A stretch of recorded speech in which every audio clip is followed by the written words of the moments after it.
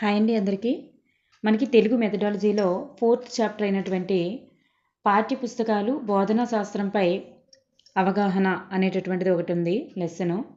మరి ఈ లెసన్ నుంచి మోస్ట్ ఇంపార్టెంట్ బిట్స్ అన్నీ కూడా మనం ఒకసారి చూద్దాం. మనకి చివరి వరకు ఈ వీడియో అనేది చూడండి, మీకు చాలా ఇంపార్టెంట్ అయ్యేటటువంటి వీడియో. ఇక్కడ చూస్తే మనకి 1 నుంచి 5 తరగతుల్లో టెక్స్ట్ బుక్ పైన కవర్ అనేటటువంటిది ఎలా ఉంటుందంటే తొలకరి చినుకులు అని ఉంటుంది. మరి ఇప్పుడు అంటే ఒకప్పుడు 2020కి ముందు మనకి తొలకరి చినుకులు అని ఉండేది. ఇప్పుడైతే పాఠ్యపుస్తకాల్లో మనకి తెలుగు తోట అని ఉంటుంది. 6, 7, 8 తరగతుల్లో నవ వసంతం అని ఉండేది. కానీ ఇప్పుడు చూడండి, నవ వసంతం అని ఉండేది. కానీ ఇప్పుడు 6వ తరగతి దానికి కూడా మార్చేశారు తెలుగు బాట అని. ఇది తెలుగు తోట, ఇది తెలుగు బాట, ఇది నవ వసంతం. మరి 9, 10 తరగతుల్లోకి వచ్చేసరికి తెలుగు దివ్యలు అనే పేరుతో పఠనాసక్తి కలిగించే రీతిలో రంగురంగులతో ముఖ చిత్రాలు అనేటటువంటివి ఇవ్వడం జరిగింది. చూడండి, 1 నుండి 5 తరగతులు అయితే తెలుగు తోట, 6వ తరగతికి తెలుగు బాట, 7, 8 తరగతులకు నవ వసంతం, 7, 8 నవ వసంతం, 9, 10కి వచ్చేసరికి తెలుగు దివ్యలు అనే పేరుతో మనకి రంగురంగుల ముఖ చిత్రాలు అనేటటువంటివి ఇవ్వడం జరిగింది. ఇలా చూడండి, ఇక్కడ మనకి అదే పాయింట్ మళ్ళీ మెన్షన్ చేయడం జరిగింది. నెక్స్ట్ మనకి ఇవి చాలా ఇంపార్టెంట్ అయినటువంటి టాపిక్. ఒకసారి చూడండి, పాఠ్యపుస్తకం భాషను నేర్చుకోవడానికి, భాషను బోధించడానికి ఉపయోగపడేటటువంటి వనరు. చూడండి, భాషను నేర్చుకోవడానికి, భాషను బోధించడానికి ఉపయోగపడే ముఖ్య వనరు ఏంటి అని అంటే పాఠ్యపుస్తకం. నెక్స్ట్ పిల్లల జ్ఞాన నిర్మాణమే ప్రధాన లక్ష్యంగా విద్యా విధానం ఉండాలని తెలియజెప్పినది ఎవరు? పిల్లల యొక్క జ్ఞాన నిర్మాణమే ప్రధాన లక్ష్యంగా విద్యా విధానం ఉండాలని చెప్పింది ఎవరు అంటే NCF 2005. బోధించడం కన్నా నేర్చుకోవడానికి ప్రాధాన్యతనివ్వాలి.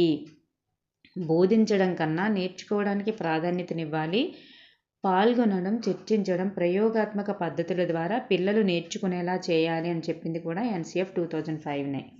ఇప్పుడు మనం మోస్ట్ ఇంపార్టెంట్ బిట్స్లోనికి వెళ్దాం.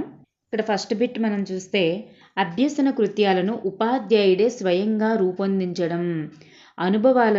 అనుభవాలకు సంబంధం గల పద్ధతి ఏంటి? చూడండి, అభ్యసన కృత్యాలను ఉపాధ్యాయుడే స్వయంగా రూపొందించడం, అనుభవాలకు సంబంధం గల పద్ధతి ఏంటి? ఇది కృత్యాధార పద్ధతి. మీకు అందుబాటులో ఉన్న వైద్యాలయాన్ని సందర్శించి దాని పనితీరుపై ఒక నివేదికను రూపొందించండి అనునది దేనికి చెందుతుంది? అనునది ఆనందమయ కృత్యం. కృత్యాధార బోధనలో ఒక సూత్రం ఏంటి?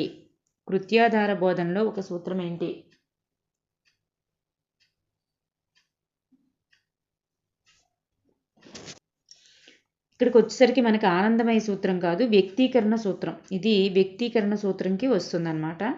నెక్స్ట్ వన్, కృత్యాధార బోధనలో ఒక సూత్రం ఏంటి అంటే మనకి వ్యక్తిగత, జట్టు, పూర్తి తరగతి పనిని అభివృద్ధి పరచడం అనేది మనకి కృత్యాధార బోధనలో సూత్రం కింద వస్తుందన్నమాట. మనకి 6 అభ్యసన సూత్రాలు అనేవి ఉన్నాయి కదా, అందులోకి వస్తుంది. నెక్స్ట్, విద్యార్థుల యొక్క వైయక్తిక నైపుణ్యాలను, లోపాలను గుర్తించగల పద్ధతి ఏంటి? వైయక్తిక నైపుణ్యాలను, లోపాలను గుర్తించగల పద్ధతి ఏంటి అంటే కృత్యాధార పద్ధతే. ఇది కూడా మనకు అందులో పాయింట్గా ఉంటుంది. కృత్యాధార పద్ధతిలో విద్యార్థుల యొక్క కృత్యపత్రాలను ప్రదర్శించుటకు ఉపయోగపడేది ఏంటి? Panel board. ఇక్కడ చూసుకున్నట్లయితే పాఠ్యపుస్తకం అనేది భాషను నేర్చుకోవడానికి, భాషను బోధించడానికి ఉపయోగపడే వనరు అని అనిన వారు ఎవరు? పాఠ్యపుస్తకం అనేది భాషను నేర్చుకోవడానికి, భాషను బోధించడానికి ఉపయోగపడే వనరు అని అనిన వారు ఎవరు? The right answer is graves 2000 అని చెప్పేసి మనకి పాయింట్స్ ఇవ్వబడ్డాయి. కాబట్టి భాషేతర వాచకాల కంటే భాషా వాచకాలలో గల ప్రత్యేకత ఏంటి? అన్ని శాస్త్ర విషయాలు అనేటటువంటివి భాషా వాచకాలలో ఉంటాయి. అన్ని శాస్త్ర అంశాలు కూడా ఉండడం వలనే. నెక్స్ట్ వన్, ఉత్తమ పాఠ్యపుస్తక లక్షణాలలో ఇది ఒకటి. Option 4 is right answer. విద్యా ప్రమాణాల్లో ఏకరూపకత సాధించడం.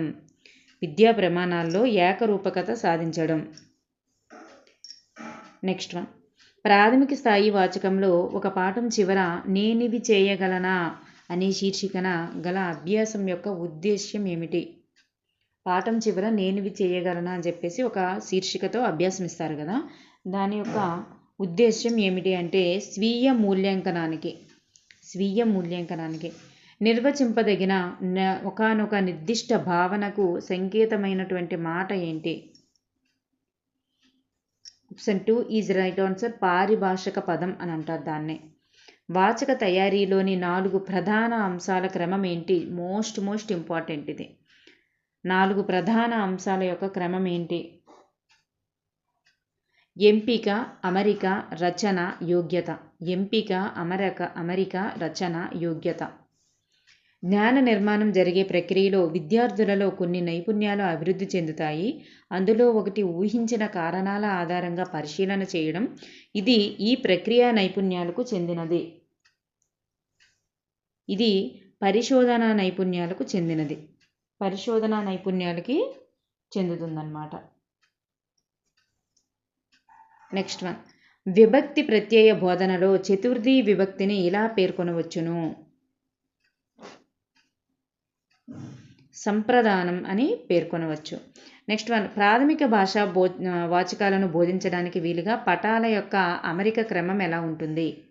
ప్రాథమిక భాషా వాచకాలు అనేవి బోధించడానికి వీలుగా పాఠాల యొక్క అమరిక క్రమం ఎలా ఉంటుంది? ఫస్ట్ది ఉన్ముఖీకరణ ఉంటుంది. నెక్స్ట్ది పిల్లలు ఇవి చేయండి అని ఉంటుంది. విషయావగాహన ఉంటుంది. పిల్లల అవగాహన, స్వీయ మూల్యాంకనం. ఉన్ముఖీకరణ పిల్లలు ఇలా చేయండి, విషయావగాహన పిల్లల అవగాహన, స్వీయ మూల్యాంకనం. భాష ఇలా ఉంది అని వివరించే శాస్త్రాన్ని ఏమంటారు? భాషా శాస్త్రం. తన బోధన ఎటువంటి ఫలితాలను ఇచ్చిందో తానే మూల్యాంకనం చేసుకోవడానికి ఛాత్రోపాధ్యాయునికి తోడ్పడేది స్వీయ మూల్యాంకనం. స్వీయ మూల్యాంకనం. వచన కవితలో ఉండేది ఏంటి? వచన కవితలో ఉండేది గమన వైవిధ్యం అనేది ఉంటుంది. వాచకాల బోధనలో ఉపాధ్యాయులకు ఉపయుక్తమైనది ఏంటి? వాచకాల బోధనలో ఉపాధ్యాయులకు ఉపయుక్తమైనది అధ్యాపక దర్శిని. చాలా ఇంపార్టెంట్ బిట్ ఇది. అధ్యాపక దర్శన అనేది ఉపాధ్యాయునికి వాచకాల బోధనలో ఉపయుక్తమైనది. పాఠశాల తెలుగు వాచకాలలో ఇవి చేయండి అనే పదజాలం వ్యాకరణాంశాలకు కేటాయించిన పీరియడ్ల సంఖ్య ఎంత? 2 పీరియడ్లు. జిడ్డు కృష్ణమూర్తి చూడడం అనే కళలోని దృక్పథం ఇది అని విద్యార్థులకి చెప్తావు.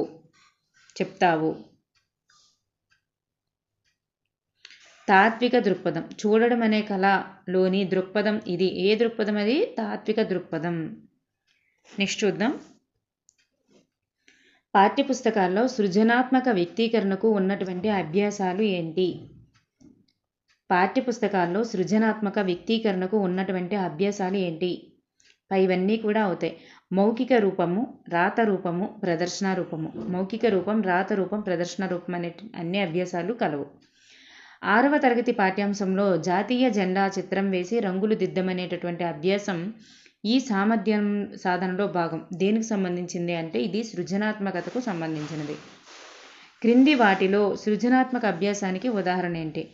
రంగులు వేయడం, గ్రీటింగ్ కార్డులు తయారు చేయడం, కొత్తది పొడిగించి రాయడం, ఇలాంటివన్నీ కూడా సృజనాత్మక కిందకే వస్తుంది అన్నమాట. వాళ్ళ యొక్క నైపుణ్యాన్ని బయటికి లాగేవన్నీ కూడా సృజనాత్మకతే. నూతన పాఠ్యప్రణాళిక చట్టంలో సృజనాత్మకత అంశాలకు ఇచ్చినటువంటి స్థానం ఏంటి? ప్రణాళిక కార్యక్రమంలో అంతర్భాగంగా ఇవ్వడం జరిగింది. పిల్లలు సహజ వాతావరణంలో తామంతట తాము పరిశోధించి అవసరమగు సమాచారాన్ని సేకరించి ఒక విషయం పట్ల కానీ ఒక అంశం పట్ల కానీ అవగాహన ఏర్పరచుకొని నిర్ధారణకు రావడానికి దోహదపడే కృత్యాలను ఏమంటారు? వాటినే ప్రాజెక్ట్ పని అంటారు. పవిత్ర భారత సవిత్రి కోహో అనే గేయాన్ని చదివిన విద్యార్థి దేశభక్తి గేయాలపై అన్వేషించి సేకరించి చార్టులపై రాసి ప్రదర్శించడాన్ని ఏమంటారు అంటే ప్రాజెక్ట్ పని. కృత్యం యొక్క లక్షణాలేంటి? కృత్యం అనేది స్వల్ప లక్ష్యాన్ని కలిగి ఉంటుంది, తక్కువ సమయంలో ముగిసిపోతుంది, ఉపాధ్యాయుని పర్యవేక్షణలో జరుగుతుంది. సో ఇవన్నీ కూడా సరి అయినవన్నమాట. నెక్స్ట్ వన్ చూస్తే బహుళ సమాహారంగా ఉపాధ్యాయుని సూచనల మేర తగిన సమయం తీసుకొని చేసేదానిని ఏమంటారు? బహుళ లక్ష్యాల సమాహారంగా ఉంటుంది, ఉపాధ్యాయుని సూచనల మేర తగిన సమయం తీసుకొని చేసేదే ప్రాజెక్ట్ పని. నెక్స్ట్ వన్ పిల్లల యొక్క కల్పనకు అభివృద్ధి చేసేటటువంటి కృత్యాలకి ఉదాహరణ ఏంటి? పిల్లల కల్పన అంటే ఊహాశక్తిని అభివృద్ధి చేసేటటువంటి కృత్యాలకి ఉదాహరణ కవితలు, కథా రచనలు, వర్ణనా రచన, పాఠశాల పత్రికలు రాయడం. ఇవన్నీ కూడా సృజనాత్మకతను వెలికి తీసేవే, అవే కల్పనా శక్తిని అభివృద్ధి చేసేవి. నేర్చుకున్న కథను తిరిగి రాయించడం, కొత్త పేర్లు పెట్టించడం, కొత్త రకంగా ముగింపులు పలికించడం వంటి సృజనాత్మక అభ్యాసాలు ఎన్నో తరగతిలో విద్యార్థులకు ఇవ్వవచ్చు. ఈ సృజనాత్మక అభ్యాసాలు అనేవి 4, 5 తరగతుల్లో విద్యార్థులకు ఇవ్వవచ్చు. చిత్రాన్ని లేదా దృశ్యాన్ని వర్ణించి రాయడం నూతన పాఠ్యాంశం ప్రకారం ఎన్నో తరగతి నుండి నేర్పిస్తారు. చిత్రాన్ని లేదా దృశ్యాన్ని వర్ణించి రాయడం వర్ణనాత్మక రచన అనేది 4వ తరగతి నుండి నేర్పిస్తారు. పాఠ్యపుస్తకాల రూపకల్పనలో అనుసరించేటటువంటి ప్రధాన సూత్రం ఏంటి? గెస్టాల్ట్ సిద్ధాంతం. పిల్లలు సందర్భోచితంగా తన అవసరాలను తీర్చుకునేందుకు వీలుగా వివిధ వ్యవహార రూపాలకు అవకాశం కల్పించినది ఎక్కడా? తమ అవసరాలను తీర్చుకునేందుకు వీలుగా వివిధ వ్యవహారక రూపాలను అవకాశం ఇచ్చింది పాఠ్యపుస్తకాల్లోనే. జాతీయ ప్రణాళిక చట్టం 2005 అనేది దీనిని తీవ్రంగా వ్యతిరేకించింది. బట్టి విధానాన్ని తీవ్రంగా వ్యతిరేకించింది. కంఠస్థ పద్ధతులు వద్దు, బట్టి విధానం వద్దు అని చెప్తుంది. ఒత్తిడి లేని ప్రజాస్వామిక విధానంలో మూల్యాంకనం జరగాలని ఎన్సిఎఫ్ ఎవరు సూచించారు అంటే ఎన్సిఎఫ్ 2005. నెక్స్ట్ వన్ పాఠ్యపుస్తకానికే పరిమితం కాకుండా పిల్లల స్థాయికి తగిన ఇతర పుస్తకాలను కూడా చదవాలని, నిత్య జీవితంలో అన్వయించుకోవాలని పాఠ్యపుస్తకాల యొక్క తాత్విక దృక్పథాలను వెలిబుచ్చింది ఎవరు అంటే ఎన్సిఎఫ్ 2005. నెక్స్ట్ వన్ చూస్తే నిర్బంధ ఉచిత విద్యా హక్కు చట్టాన్ని ఏ సంవత్సరంలో రూపొందించారు? నిర్బంధ ఉచిత విద్యా హక్కు చట్టాన్ని ఏ సంవత్సరంలో రూపొందించారంటే 2009. నిర్బంధ ఉచిత విద్యా హక్కు చట్టంలోని 5వ అధ్యాయంలోని విషయం ఏంటి? 5వ అధ్యాయం దేన్ని తెలియజేస్తుంది అంటే పాఠ్య ప్రణాళిక పుస్తకాల గురించి, బోధనాభ్యసన ప్రక్రియల గురించి, మూల్యాంకన విధానాల గురించి, వీటన్నింటి గురించి కూడా తెలియజేస్తుంది. పాఠ్యపుస్తకాలు రాజ్యాంగ విలువలను కాపాడటంతో పాటు పిల్లల సర్వతోముఖాభివృద్ధికి తోడ్పడాలని సూచించినది ఎవరు? ఆర్టీఈ 2009. వైఖరి, వినియోగం, సృజనాత్మకత మొదలగు విషయాలు రూపొందించడం ప్రాతిపదికగా పాఠ్యపుస్తకాలు రూపొందించుటకు ప్రతిపాదనలు చేసింది ఎవరు? ఇది కూడా ఆర్టీఈనే, ఆర్టీఈ 2009. క్రింది వాటిలో పాఠ్యపుస్తకాల నిర్మాణానికి మార్గదర్శక సూత్రాలను సూచించినది ఎవరు? భాషా పాఠ్యపుస్తకాల నిర్మాణానికి మార్గదర్శక సూత్రాలను సూచించింది ఎవరు అంటే ఎన్సిఎఫ్ 2005, ఏపీఎస్సిఎఫ్ 2011, ఆర్టీఈ 2009. ఏ విషయాన్నైనా విడివిడిగా కాకుండా మొత్తంగా చూడడాన్ని ఏమంటారు? Holistic approach. పిల్లల యొక్క జ్ఞానాత్మక, సాంస్కృతిక, భావావేశ, మానసిక, చలనాత్మక రంగాల నేపథ్యాలకు అనుగుణంగా రూపొందించాల్సినవి ఏమిటి? పాఠ్యపుస్తకాలు. ఏ తరగతికి ఆ తరగతి విద్యా విషయక ప్రమాణాలను సాధించడానికి వీలుగా తయారు చేయవలసినది ఏమిటి? పాఠ్యపుస్తకం. ప్రాథమిక దశలోని వాచకాలలో ఉపయోగించే భాషా స్వభావం ఎలా ఉంటుంది? ప్రాథమిక తరగతిలోని వాచకాలలో ఉపయోగించే భాషా స్వభావం ఎలా ఉంటుందంటే సులభంగా ఉంటుంది, సృజనాత్మకతకు వీలుగా ఉంటుంది, పిల్లల యొక్క స్వభావ వినియోగానికి అనువుగా ఉంటుంది. సో పైవన్నీ కూడా రైట్ ఆన్సర్. నెక్స్ట్ వన్ చూస్తే ప్రస్తుత పాఠ్యపుస్తకంలోని అంశాలను ఈ పద్ధతిలో బోధించడానికి అనుగుణంగా తయారు చేశారు. ఏ పద్ధతి అంటే కృత్యాధార పద్ధతిలో బోధించడానికి అనువుగా తయారు చేశారు. పాఠ్యపుస్తకాలు దీనిని ప్రోత్సహించే విధంగా ఉండాలి.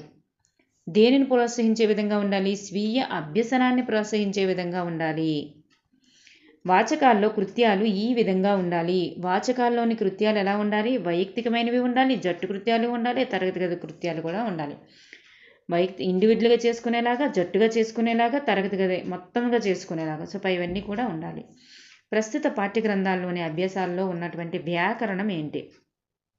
ప్రాయోగిక వ్యాకరణం అనేటటువంటిది ప్రస్తుత పాఠ్యగ్రంథాల్లో అభ్యాసాల్లో ఉండేటటువంటి వ్యాకరణం. పాఠ్యగ్రంథం చివర పద పట్టికలు ఇవ్వడం ద్వారా విద్యార్థిలో ఆశించిన నైపుణ్యాభివృద్ధి ఏంటి? పద పట్టికలు ఎందుకు ఇస్తారు? నిఘంటు జ్ఞానం కోసం. పిల్లలు ఉత్తమ పాఠకులుగా ఎదగడానికి వాచకాల్లోని అభ్యాసాల్లో వీటికి అవకాశం ఇవ్వాలి. వాచకాల్లోని అభ్యాసాల్లో అదనపు పాఠ్య సామగ్రికి అవకాశం ఇవ్వాలి. పాఠశాలలో భాషా అభ్యసనం తగిన స్థాయిలో జరగకపోవడం వల్ల కలిగే పరిణామం ఏంటి? భాషలతో పాటు ఇతర సబ్జెక్టుల్లో కూడా వెనుకబడి ఉండడం అన్నమాట. నెక్స్ట్ వన్, క్రింది వానిలో పద్య బోధనా పద్ధతిని గుర్తించండి. పద్య బోధనా పద్ధతి ఏంటి? ప్రామాణిక పద్ధతి. పద్య బోధనా పద్ధతి ప్రామాణిక పద్ధతి. పాఠ్యగ్రంథంలో కథన పద్ధతిలో బోధించదగినటువంటి అంశం ఏంటి? కథన పద్ధతిలో బోధించదగిన అంశం గద్యం. కథన పద్ధతిలో బోధించదగిన అంశం ఏంటంటే గద్యం. లేఖారచనను బోధించే పద్ధతి ఏంటి? లేఖారచనను ఏ రకంగా బోధించవచ్చు? ఇవన్నీ కూడా లేఖారచన బోధనకి యూజ్ అవుతాయి అన్నమాట. పరస్పర బోధనాభ్యసన పద్ధతుల్లో విద్యార్జన చేసేటప్పుడు ఉపాధ్యాయుని యొక్క స్థానం అంటే పరస్పర బోధనాభ్యసన పద్ధతుల్లో ఎలా ఉంటారు? ఉపాధ్యాయుడు ప్రధాన వనరుగా ఉంటారన్నమాట. 1-2 తరగతుల పాఠ్యపుస్తకాలను ఏ పద్ధతిలో బోధిస్తున్నారు? పద పద్ధతిలో బోధిస్తున్నారు. అర్థవంతమైన పరిచితమైన సన్నివేశాలలో పదాల ఆధారంగా భాషను నేర్పించేటటువంటి పద్ధతి ఏంటి? పదాల ఆధారంగా భాషను నేర్పించే పద్ధతి పద పద్ధతి. ఒక సన్నివేశాన్ని ఎంచుకోవడం, పిల్లలతో మాట్లాడించడం, దానిని చార్టులో వేసి పలుకరించడం, ఒక వాక్యాన్ని ఎన్నుకొని బోర్డుపై రాయడం, కీలక పదాన్ని గుర్తించి వర్ణమాలను గుర్తింపజేయడం అనే సోపానాలు ఈ పద్ధతిలో కనిపిస్తాయి. చూడండి, పద పద్ధతి అంటే ఏంటంటే ఒక సన్నివేశాన్ని ఎన్నుకోవాలి, పిల్లలతో మాట్లాడించాలి, దానిని చార్టుపై వేసి పలకరించాలి, ఒక వాక్యాన్ని ఎన్నుకొని బోర్డుపై రాయించాలి, కీలక పదాన్ని గుర్తించి వర్ణమాలను గుర్తింపజేయాలి. ఈ పదంగా పద పద్ధతి రూపంలో బోధించాలన్నమాట 1-2 తరగతుల వారికి. స్వేచ్ఛాయుత వాతావరణంలో విద్యార్థి ప్రత్యక్షంగా పాల్గొని కృత్యాలు చేయడం ద్వారా శాశ్వతమైన అభ్యసనాన్ని పొందడం అనేది ఈ బోధనా పద్ధతిలో కనిపిస్తుంది. చూడండి, స్వేచ్ఛాయుత వాతావరణంలో విద్యార్థి ప్రత్యక్షంగా పాల్గొని చేసేది కృత్యాధార పద్ధతి అన్నమాట. కృత్యాధార బోధనా పద్ధతికి మరొక పేరేంటి? కృత్యాధార బోధనా పద్ధతికి గల మరొక పేరు కార్యకలాపాల పద్ధతి, కృత్య పద్ధతి, పనిచేయడం ద్వారా అభ్యసనం. సో ఇవన్నీ కూడా కృత్యాధార పద్ధతికి మారు పేర్లే. కార్యకలాపాల పద్ధతి, కృత్య పద్ధతి, పనిచేయడం ద్వారా అభ్యసనం. మహాత్మా గాంధీ ప్రతిపాదించిన విద్యా విధానం ఏమిటి? మహాత్మా గాంధీ గారు ప్రతిపాదించిన విద్యా విధానం బేసిక్ విద్యా విధానం. గాంధీజీ బేసిక్ విద్యా విధానం అనేది ఏ పద్ధతిలో సాగింది? ఇది కూడా కృత్యాధార పద్ధతిలోనే సాగిందన్నమాట. ప్రాథమిక విద్యలో కృత్యాధార పద్ధతిలోనే బోధన జరగాలని ప్రగాఢంగా తెలియజేసిన వారు ఎవరు? ప్రాథమిక విద్యలో కృత్యాధార బోధన పద్ధతి ద్వారానే బోధనాభ్యాసం జరగాలని ప్రగాఢంగా తెలియజేసిన వారు ఎవరు?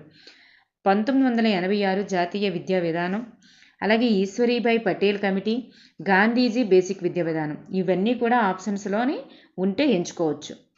ఈశ్వరీభాయ్ పటేల్ కమిటీ, గాంధీజీ యొక్క బేసిక్ విద్యా విధానం, 1986 యొక్క జాతీయ విద్యా విధానం, ఇవన్నీ కూడా అవుతాయి. విద్యార్థులకు వ్యక్తిగతంగా ఒక్కొక్కరిసే చేయించేటటువంటి కృత్యాలను ఏమంటారు? వ్యక్తిగత కృత్యాలు అంటారు. పూర్తి తరగతి జట్టు కృత్యాల ద్వారా పొందినటువంటి అనుభవం ఆధారంగా చేయించవలసినటువంటి కృత్యాలేంటి? ఫస్ట్ పూర్తి తరగతి కృత్యాలు చేయాలి, తర్వాత జట్టు కృత్యాలు చేయాలి. ఈ రెండింటి ద్వారా పొందిన అనుభవంతో వ్యక్తిగత కృత్యాలు ఇండివిజువల్గా ఇవ్వాలన్నమాట.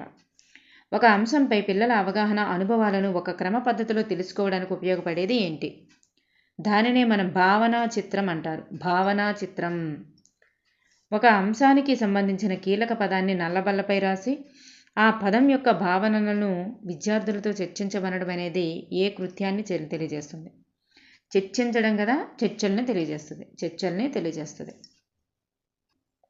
పాఠ్యబోధనానంతరం విద్యార్థులు చదివిన తెలుసుకున్నటువంటి అంశాలను నృత్య రూపకంగా ప్రదర్శించడాన్ని ఏమంటారు? నృత్యాభినయం అంటారు. తరగతి గదిలో నృత్యాభినయం అనేటటువంటి కృత్యం చేయించడం ద్వారా సాధించే సామర్థ్యం ఏంటి? చదవడం వస్తుంది, చర్చించి భావాన్ని గ్రహించడం వస్తుంది, అవగాహనకు రూపాన్ని ఇవ్వడం కూడా వస్తుంది. సో ఇవన్నీ కూడా అవుతాయి. పాఠంలోని ఒక పాత్ర మాట్లాడిన విషయాన్ని విద్యార్థిచే పాత్రోచితంగా అభినయించడం. చూడండి, అభినయింపజేయడం. పాఠంలోని ఒక పాత్ర మాట్లాడినటువంటి విషయాన్ని విద్యార్థిచే పాత్రోచితంగా అభినయింపజేయడాన్ని ఏమంటారు?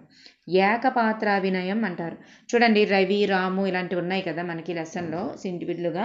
ఆ రాము పాత్ర ఒక ముసలమ్మని ఏదైనా దాటించడం, లేదా రవికి పక్షులు అంటే ఇష్టం కదా, నీవు కూడా ఎలా పక్షులు ఏదైనా జరిగితే నువ్వేం చేస్తావని చెప్పేసి అభినయించమనడం.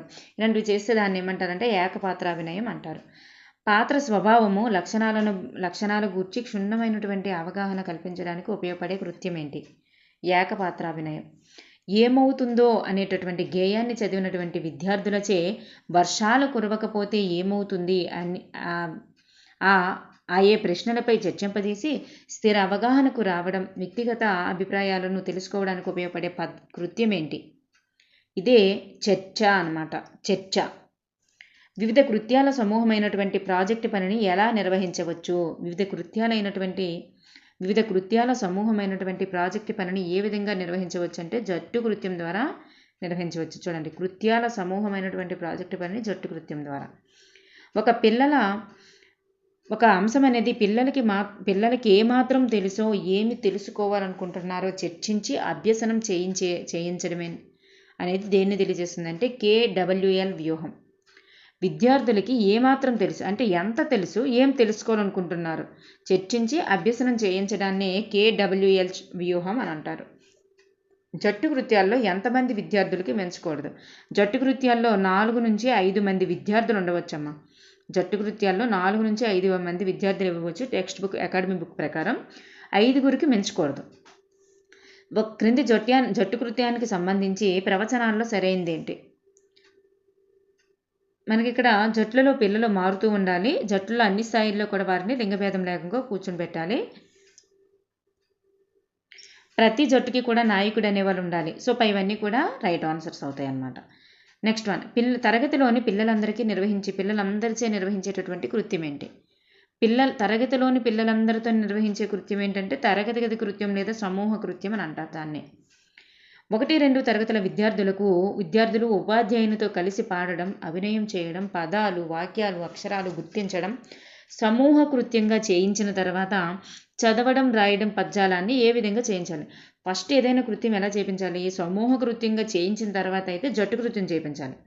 జట్టు కృత్యం చేయించిన తర్వాతే వ్యక్తిగత కృత్యం చేయించాలన్నమాట. సో ఈ విధంగా మనకి సమూహ కృత్యం చేయించిన తర్వాత అయితే మాత్రం జట్టు కృత్యం, దీని తర్వాత వ్యక్తిగత కృత్యం చేయించాలి. క్రింది వాటిని జతపరచండి. ఇక్కడ చదవడం, రాయడం అనేటటువంటివి ఎప్పుడూ కూడా జట్టు కృత్యంగా ఇవ్వాలి. పాఠ్యపుస్తక అభ్యాసాలు అనేటటువంటివి వ్యక్తిగత కృత్యంగా ఇవ్వాలి. పాఠ్యాంశ వివరణ అనేటటువంటిది సమూహ కృత్యంగా ఇవ్వాలి. గుర్తుపెట్టుకోండి. నెక్స్ట్ వన్, ప్రాథమిక స్థాయిలో బోధించాల్సినటువంటి వ్యాకరణం ఏంటి? ప్రాయోగిక వ్యాకరణం. పిల్లలు సంపూర్ణ మూర్తిమత్వ సాధనలో ఉపాధ్యాయుని యొక్క పాత్ర ఏంటి? పిల్లల యొక్క సంపూర్ణ మూర్తిమత్వ సాధనలో ఉపాధ్యాయుని పాత్ర తత్వవేత్త. పాఠ్యబోధన ఏ మనోవైజ్ఞానిక సూత్రం ఆధారంగా జరగాలని కృత్యాధార పద్ధతి సూచిస్తుంది? ఏ మనోవైజ్ఞానిక సూత్రం ఆధారంగా జరగాలంటుందంటే గెస్టాల్ట్ వాదం లేదా సమగ్రకృతి వాదంలో జరగాలని చెప్పేసి కృత్యాధార పద్ధతి సూచిస్తుంది. భాషా బోధనలో భాషాంశాలతో పాటు సామాజిక, సాంస్కృతిక చైతన్యం, సమకాలీన అంశాలపై అవగాహన పెంపొందించేలా పాఠాలను ఎంపిక చేయనప్పుడు ప్రధానంగా దృష్టిలో ఉంచుకోవాల్సినటువంటి ఇతివృత్తాలు ఎన్ని ఇతివృత్తాలంటే 10 ఇతివృత్తాలు అన్నమాట. భాషా పాఠ్యపుస్తకాల్లో ఒక యూనిట్ అంటే ఏంటి? ఒక యూనిట్ అంటే ఒక పాఠం. భాషా పాఠ్యపుస్తకాల్లో ఒక యూనిట్ అంటే ఒక పాఠం అన్నమాట. నెక్స్ట్ వన్, ప్రాథమిక తరగతుల్లో పాఠానికి ముందున్నటువంటి బొమ్మ దేనికోసం ఉద్దేశించబడింది? పాఠానికి ముందున్నటువంటి బొమ్మ అనేది దేనికి ఉద్దేశించబడింది అంటే ఉన్ముఖీకరణకి ఉద్దేశించబడింది. పాఠ్యపుస్తకాల్లోని అభ్యాసాలకు శీర్షిక, అభ్యాసాలు చేయమంటారు కదా, దాన్ని ఏ శీర్షికతో ఇచ్చారు? ఇవి చేయండి అనే శీర్షికతోనే అభ్యాసాలు అనేవి ఇవ్వడం జరిగింది. పాఠ్యానంతరం విద్యార్థి స్వీయ మూల్యాంకనానికి ఉద్దేశించినటువంటి ఉపశీర్షిక పేరేంటి? స్వీయ మూల్యాంకనానికి ఇచ్చినవి ఏంటంటే నేను ఇవి చేయగలను అనేవి స్వీయ మూల్యాంకనం కోసమే ఇచ్చారనమాట. తెలుగు పాఠ్యపుస్తకాలలో ప్రతి పాఠం చివర ఏముంటుంది? ప్రతి పాఠం చివర ఉండేదే మహనీయుల సూక్తి. ఉపాధ్యాయుడు వివిధ సామర్థ్యాల సాధనకు తరగతి గదిలో అనుసరించాల్సినవి ఏంటి? వ్యూహాలు అనేవి అనుసరించాలి. ప్రతి విద్యార్థికి సామర్థ్యాల సాధనకు కొలమానంగా నిర్ణయించినది ఏంటి? ఎవరు? సామర్థ్యాల సాధనకు కొలమానంగా నిర్ణయించినది RTE 2009. RTE 2009 సూచించినటువంటి మూల్యాంకన విధానం పేరేంటి? చూడండి, నిరంతర సమగ్ర మూల్యాంకనం. అయితే ఇక్కడ ఇచ్చిన వాటిలో నిరంతర సమగ్ర మూల్యాంకనం. మరి ఈ నిరంతర సమగ్ర మూల్యాంకనాన్ని RTE ఒక్కటే ప్రతిపాదించిందా అంటే కాదు, వీళ్ళు ముగ్గురు కూడా ప్రతిపాదించారు. NCF 2005, RTE, APSCF 2011 వీళ్ళు ముగ్గురు కూడా నిరంతర సమగ్ర మూల్యాంకనాన్ని ప్రతిపాదించడం జరిగింది. భాషాభ్యసన సామర్థ్యాలు ఏంటి?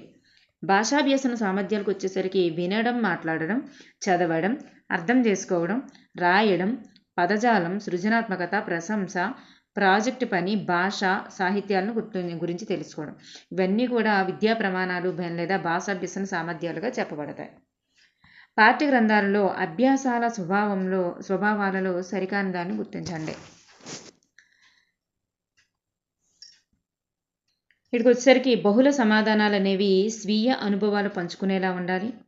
అలాగే సృజనాత్మకతకు, కల్పనా శక్తికి అవకాశం ఇచ్చే విధంగా ఉండాలి. దైనందిన జీవితానికి అన్వయించుకునేలా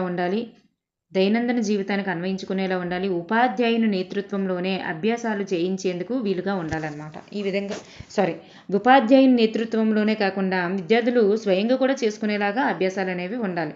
సో నేతృత్వంలోనే చేసే విధంగా ఉండాలనేది రాంగ్ అనమాట. నెక్స్ట్ వన్ చూద్దాం. వినడం, ఆలోచించి చెప్పడం అనే సామర్థ్యానికి స్పష్టీకరణ ఏంటి? వినడం, ఆలోచించి మాట్లాడడం, ఆలోచించి చెప్పడం అనే దానికి స్పష్టీకరణ ఇవన్నీ కూడా అవుతాయి. స్వేచ్ఛగా, ఆత్మవిశ్వాసంతో మాట్లాడడం, సూటిగా, సందర్భోచితంగా మాట్లాడడం, సరి అయిన పదజాలంతో అర్థవంతంగా, వినసొంపుగా మాట్లాడడం. Next one. భాషాభ్యసనం యొక్క ముఖ్య లక్ష్యం ఏంటి? భాషాభ్యసనం యొక్క ముఖ్య లక్ష్యం ఏంటంటే భాషాభిమానులుగా, స్వతంత్ర పాఠకులుగా తయారు చేయడం. చదవడం, అర్థం చేసుకొని చెప్పడం, రాయడం అనేటటువంటి సామర్థ్యాలకు స్పష్టీకరణలు ఏమిటి? చదవడం, అర్థం చేసుకొని చెప్పడం, రాయడం. దీనికి వివిధ ప్రక్రియలు, వైవిధ్యభరితమైనటువంటి అభ్యాసాలు చేయించడం, పాఠాన్ని మళ్ళీ మళ్ళీ చదివించేలా ఉండడం, పాఠం ఆధారంగా తప్పులను గుర్తించడం, ఇవన్నీ కూడా దీనికి చెందుతాయి స్పష్టీకరణల కింద. Next one. బొమ్మ అనేది ఉన్ముఖీకరణకి ఇచ్చారు. అభ్యాసాలు అనేటటువంటిది శీర్షికతో ఇవ్వబడినవి, ఇవి చేయండి. నెక్స్ట్ స్వీయ మూల్యాంకనానికి ఇచ్చినవి నేనివి చేయగలనా. పాఠం చివర ఉండేది మహనీయుల సూక్తి, గుర్తుపెట్టుకోండి. పిల్లలు విన్నా లేదా చదివినా లేదా తెలిసిన విషయానికి అభిప్రాయం జోడించి సొంతంగా రాయగలగడం అనేది ఈ సామర్థ్య సాధనలో కనిపిస్తుంది. సొంతంగా రాయగలగడం అమ్మ, అవి వాళ్ళ సొంత అభిప్రాయాన్ని జోడించాలి, సొంతంగా రాయగలగాలి. వీటినే స్వీయ రచన అని చెప్తాం. స్వీయ రచన సామర్థ్యం యొక్క స్పష్టీకరణలు. స్వీయ రచన ఎలా ఉంటుందంటే తార్కిక ఆలోచనలతో ఊహించి రాయగలగాలి, విశ్లేషణలతో కూడినటువంటి సమాధానాలను రాయడం, పాత్రల యొక్క సమస్యలకు తగిన పరిష్కారాలు సూచించే విధంగా ఉండడం. ఈ విధంగా స్వీయ రచన అనేది వాళ్ళలో అభివృద్ధి జరగాలి. నెక్స్ట్ ఇక్కడ చూస్తే ప్రాథమిక దశలో పాఠ్యపుస్తకాలు నిర్మించడానికి అనుసరించినటువంటి ప్రధాన సూత్రం ఏంటి? గెస్టాల్ట్ సైకాలజీ, గెస్టాల్ట్ థియరీ లేదా గెస్టాల్ట్ సైకాలజీ. వాచకాల్లోని భాష ఎలా ఉండాలి? వాచకాల్లోని భాష అనేది సులభంగా ఉండాలి, సృజనాత్మకంగా కూడా ఉండాలి. పాఠ్యపుస్తకాల్లోని అభ్యాసాలు స్వీయ అభ్యసనానికి వీలుగా ఏ రూపంలో ఉండాలి? కృత్యాల రూపంలో ఉండాలి. పాఠ్యాంశాల ఎంపికలో దృష్టిలో ఉంచుకున్నటువంటి ఇతివృత్తాల సంఖ్య 10. పాఠ్యపుస్తకంలోని పాఠం చివర ఉండేటటువంటిది ఏంటి? మహనీయుల సూక్తి. ప్రాథమిక స్థాయిలో విద్యార్థులు సాధించాల్సినటువంటి సామర్థ్యాలు ఎన్ని? 4. పాఠ్యపుస్తకాల్లోని వినడం, ఆలోచించి చెప్పడం అనే సామర్థ్యాన్ని ఏ విధంగా సాధించాలి? పూర్తి కృత్యంగా ఇవ్వాలి. చాలా చాలా ఇంపార్టెంట్ ఇది. వినండి, ఆలోచించి చెప్పండి అనేది పూర్తి తరగతి కృత్యంగా ఇవ్వాలి. ఊహించి రాయడం, తార్కికంగా ఆలోచించడం వంటి స్వభావం గల ప్రశ్నలు ఈ సామర్థ్య సాధనలో కనిపిస్తాయి. ఊహించి రాయడం, తార్కికంగా ఆలోచించడం అనేవి స్వీయ రచనకి చెందుతాయి. పదాలను సందర్భానుసారం అర్థవంతమైనటువంటి వరుస క్రమంలో వినియోగించేటటువంటి సామర్థ్యాన్ని కలిగించడానికి ఉద్దేశించినటువంటి భాషా సామర్థ్యం ఏంటి? ఇదే పదజాలం అన్నమాట, పదజాలం. Next one. దయ చూపడం, ఇతరుల యొక్క సంస్కృతి సంప్రదాయాలను గౌరవించడం, ప్రకృతిని ప్రేమించడం వంటి స్వభావాలు సాధించవలసిన సామర్థ్యం ఏంటి? ప్రశంసకు చెందుతాయి అన్నమాట. ఇవన్నీ కూడా ప్రశంస. ఇతరుల సంస్కృతిని సాంప్రదాయాలను గౌరవించడం, దయ చూపడం, ప్రకృతిని ప్రేమించడం, ఇదంతా కూడా ప్రశంస. నెక్స్ట్ వన్, వ్యాకరణ నియమాలను సొంతంగా గ్రహించి ఉదాహరణలను సొంతంగా చెప్పగలగడం అనేది ఈ సామర్థ్యం వల్ల వస్తుంది, భాషాంశాల వల్లనే వస్తుంది అన్నమాట. విద్యార్థులకు ప్రాజెక్టు పనిని గృహకార్యంగా ఎప్పుడు ఇవ్వాలి? విద్యార్థులకు ప్రాజెక్టు పనిని గృహకార్యంగా ఎప్పుడు ఇవ్వాలంటే పాఠం పూర్తయిన రోజున ఇవ్వాలి. చిత్రాలు గీయడం, నమూనాలు, పోస్టర్లు, అభినందన పత్రాలు, ఆహ్వాన పత్రాలు, గ్రీటింగ్ కార్డులు తయారు చేయడం, ఇవన్నీ కూడా వీటన్నిటి ద్వారా విద్యార్థుల్లో కలిగే సామర్థ్యం ఏంటి? వీటన్నిటి ద్వారా విద్యార్థుల్లో కలిగే సామర్థ్యం సృజనాత్మక వ్యక్తీకరణ. చిత్రాలు గీయడం, నమూనాలు, పోస్టర్లు, అభినందన పత్రాలు, ఆహ్వాన పత్రాలు, గ్రీటింగ్ కార్డులు తయారు చేయడం, సృజనాత్మక వ్యక్తీకరణ. పూర్వగాథాలహరి, విద్యార్థి కల్పతరువు మొదలైనవి విద్యార్థులకు ఎలా ఉపయోగపడతాయి? ఇవి పరామర్శ గ్రంథాలుగా ఉపయోగపడతాయి. పరామర్శ గ్రంథాలు విద్యార్థులకు ఉపయోగపడేవి, పరామర్శ గ్రంథాలు ఉపాధ్యాయునికి ఉపయోగపడేవి అభ్యాస పుస్తకాలు అన్నమాట. Thank you everyone.